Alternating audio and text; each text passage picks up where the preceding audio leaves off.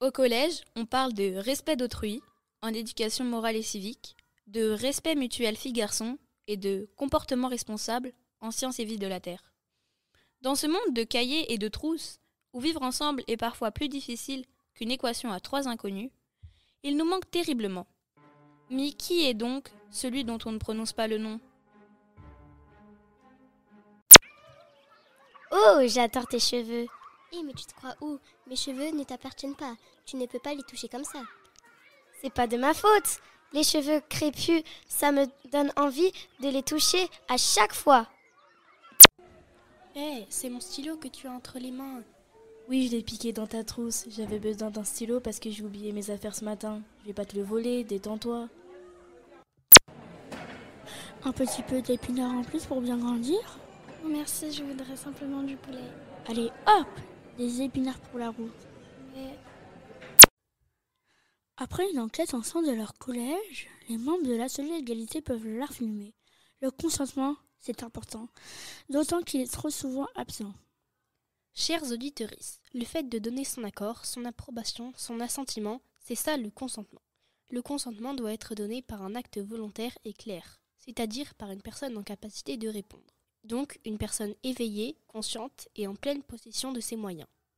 Le consentement est un acte spécifique, formulé à chaque fois et qui est révocable à n'importe quel moment. Je répète, à n'importe quel moment. Quand quelqu'un dit non, c'est non. Un oui avec obligation, C'est non. Oui un jour, Pas pour toujours. je ne sais pas. Ce n'est pas oui. Le consentement, c'est le plus important. Où enseigner cet indispensable outil pour vivre ensemble dans le respect de soi et des autres ? Eh bien, à l'école. Chers auditeurs, ce n'est pas nous qui le disons. C'est la loi Aubry du 4 juillet 2001 qui prévoit que chaque élève bénéficie de 3 séances d'éducation à la sexualité par an à l'école, au collège et au lycée. Mais pourquoi donc enseigner le consentement à l'école ?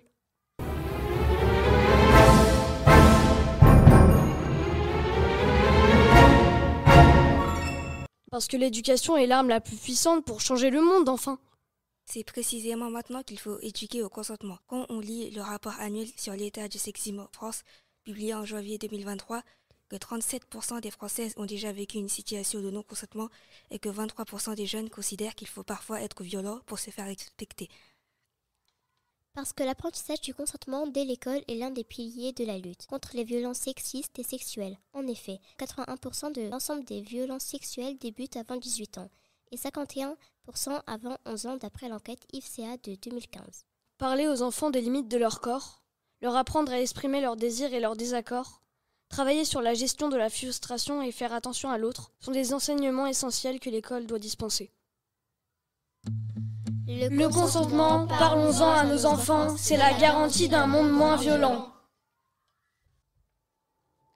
Le consentement, c'est important. Les membres de l'atelier égalité sont là pour vous en parler. La diffusion de ce podcast au plus grand nombre nuit gravement au sexisme. Veuillez en abuser pour voir les choses changer.